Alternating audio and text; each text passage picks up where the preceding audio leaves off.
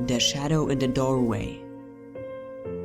I love myths, urban legends, paranormal stories, and chronicles of unexplainable mysteries and phenomena. As a kid, I actively sought books and articles on the topic, no matter how vaguely related. 20 years on, I still enjoy delving into the stories of the unknown. The difference being, 20 years ago I didn't have access to the wonderful World Wide Web. These days, I literally have a world full of myths, legends, and stories at my fingertips, and so I often indulge in long-time Googling sessions, dedicated to absorbing as much information as I can. I am intrigued by the unknown. It means that there are things yet to be discovered and mysteries to be solved. It was during one of my many mystery binges I came across the story of the Headman, a form of shadow person. I stumbled across the legend of the shadow people completely by accident, clicking through random links on Wikipedia, but it was the related article about the Headman which piqued my interest greatly. It roused a long dormant memory from within the depths of my mind. The following is an account of my encounter with what I now believe to be the Headman. I don't recall how old I was, around 4 or 5, but it must have been quite late at night. My parents had retired for the night and the house was completely dark. The only source of light was the gentle wash of moonlight filtering through the thin curtains into my room. I was lying on the top bunk of the bunk bed my dad had made for us. The bottom bunk was occupied by my younger sister, who had been sleeping soundly for hours. It was nearly Christmas and I was laying awake, pondering the complexities of the world, something that has become a bit of a habit over the years. Although it was likely the huge intricacies I was trying to figure out in my mind had something to do with how long it was until Christmas on that particular night. As I was staring at the ceiling, completely immersed into my thoughts, I suddenly became aware of a feeling spreading through my body. A chill went up the back of my neck, making my hair stand on end. If I had been close to falling asleep, I was wide awake now. I held my breath and laid stone still, straining to hear something which would give me a clue as to what it was that had put me on the edge so suddenly. I heard nothing other than my sister's rhythmic deep breathing from the bed below. When I could hold my breath no longer, I let it go as quietly as I possibly could. I couldn't hear anything out of the ordinary, so after a few more minutes of laying as still as possible, I decided to roll onto my side so I could see out of the bedroom door into the hallway. I did this in such a way that it would seem to anybody looking in on me as though I was rolling over in my sleep, just in case one of my parents came in and gave me an earful for not being asleep as I was supposed to be. As I completed my expert maneuver, I heard a noise in the hallway. It sounded like footsteps, which was a relief. It was just my dad, checking on something in the house, but as the footsteps drew nearer to my bedroom door, a wave of unease washed over me again.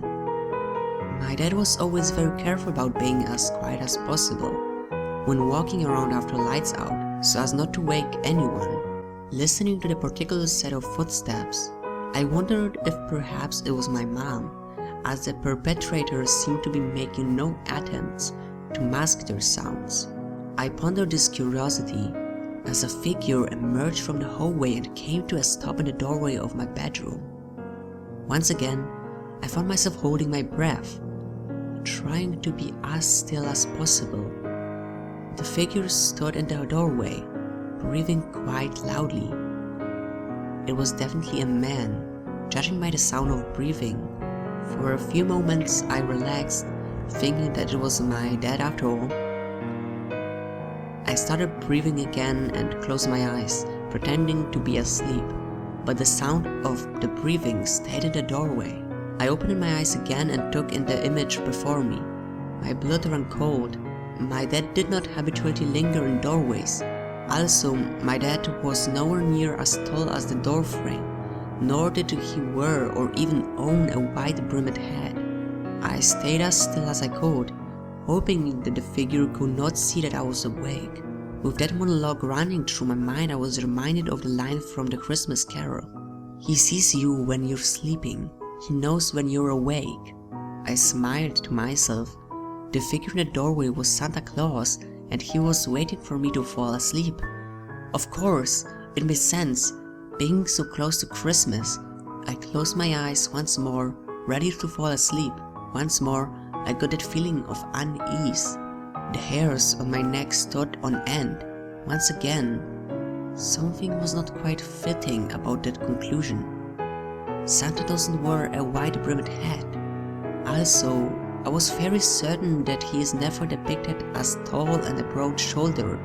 The figure in the doorway definitely did not look or feel very Santa-ish at all. My eyes should open again. I needed to figure out who was standing in the doorway. Even with the light filtering in through the curtains, I could not make out any details of the figure. My eyes had adjusted very well to the darkness by now, and I could make out just about everything around this figure, but whoever was standing in the doorway may as well have been a shadow. The only thing that told me that it was not a shadow was the heavy breathing accompanying the figure.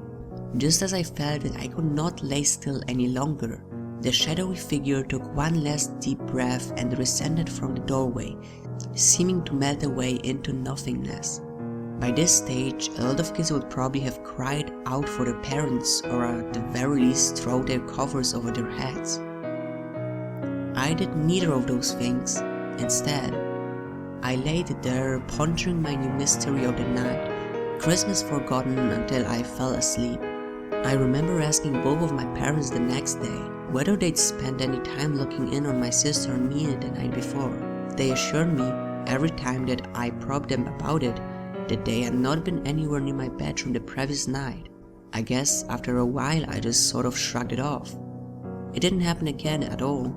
Every now and then the memory would spring to mind, especially during my nighttime ponderings.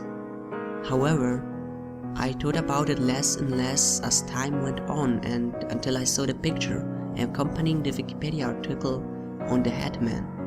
I'd almost forgotten it completely. To this day, I have no idea what it was. Whether it was one of my parents sleepwalking, somebody who wasn't meant to be in the house, a supernatural being, or otherwise.